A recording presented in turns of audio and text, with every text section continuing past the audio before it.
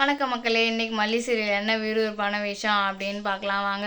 பாபு தான் மல்லிக்கு மேரேஜ் பண்ணி வைக்கணும் ஒரு பக்கம் முடிவு எடுத்துடுறாரு. அந்த முடிவு மல்லிக்கு ரொம்ப பிடிக்காம போயிடுது. பிடிக்காமனா என்னதான் இருந்தாலும் நீ கல்யாணம் பண்ணிக்கணும், இனிமேல் அண்ணனை அசிங்கப்படுத்த மாட்டேன்னு அவளும் அப்படி சொல்லிடுறா. நீ இதுக்கு அப்புறம் அசிங்கப்படுத்த நீ என் தங்கச்சியே கிடையாது, இந்த வீட்டை விட்டு போயிட்டு நான் உன்னை தலை முழுக்கிடுவேன் கண்டிப்பா அப்படின்ற மாதிரி பாபு சொல்லி வச்சிடறாரு. இதுக்கப்புறமும் நீ எதனா வேலை பார்த்தா வச்சுக்க, என் கயிறு இருக்கு பாரு, கயிறு நான் தொங்கிடுவேன் கண்டிப்பாக, உன் கண்ணு முன்னாடியே தொங்கிடுவேன் அது நடு வீட்டில் அப்படின்ற மாதிரி பாபு சொல்லிடுறாரு.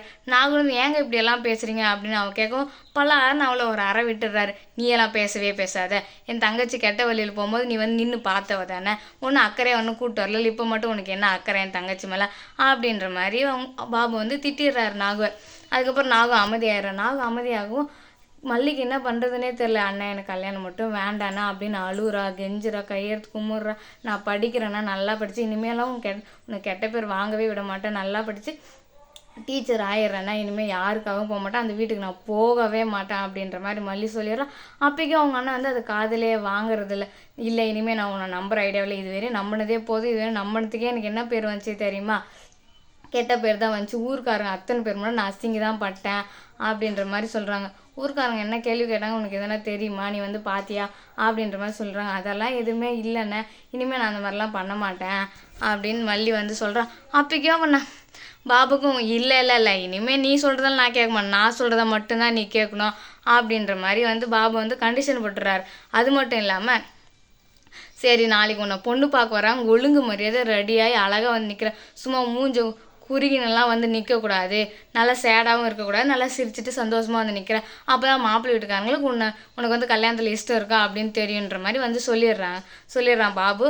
அதுக்கப்புறம் என்ன நடக்குதுன்னு பார்த்தீங்கன்னா, அண்ணன் எனக்கு கல்யாணம் வேண்டான்னு சொல்லிட்டு இருக்கிறான். நீ சொல்கிறத நான் கேட்குற ஐடியா இல்லை, மாப்பிள்ளை நாளைக்கு வர சொல்லிட்டா கண்டிப்பாக வருவாங்க அப்படின்னு சொல்லிடுறாரு.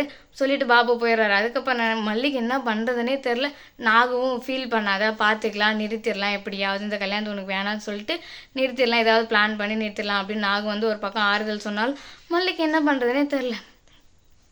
அது தெரியாமல் சரி நாளைக்கு தானே பார்த்துக்கலாம் அப்படின்னு சொல்லிடுறாங்க.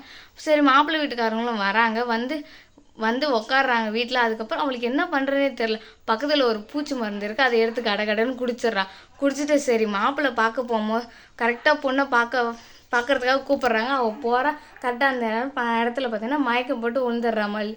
மயக்கம் போட்டு விழுந்தோடனே என்னாச்சு ஏதாச்சுன்னு போய் பார்க்கும்போது ரூமுக்குள்ளே போய் பார்த்தா பூச்சி மருந்து பாட்டில் கிடந்திருக்கு. அப்புறமேட்டுக்கு தான் பூச்சி மருந்து குடிச்சிட்டா மல்லியா அப்படின்னு தகவல் வருது. அதை பார்த்த உடனே ஹாஸ்பிட்டல் கொண்டு போயிடுறாங்க. ஹாஸ்பிட்டல் கொண்டு போயிட்டு ஹாஸ்பிட்டலில் என்ன சொல்கிறாங்கன்னு பார்த்தீங்கன்னா, இப்படி பூச்சி மருந்து குடிச்சிட்டாங்க, காப்பாற்றுங்க அப்படின்னு. ஏன்னு கேட்கும்போது இப்படி தான் அப்படின்ற மாதிரி சொல்கிறாரு. இந்த வீடியோ பிடிச்சிருந்தா லைக் பண்ணுங்கள், ஷேர் பண்ணுங்கள், கமெண்ட் பண்ணுங்கள், மறக்காமல் நம்ம சேனலை சப்ஸ்கிரைப் பண்ணிக்கோங்க. நன்றி.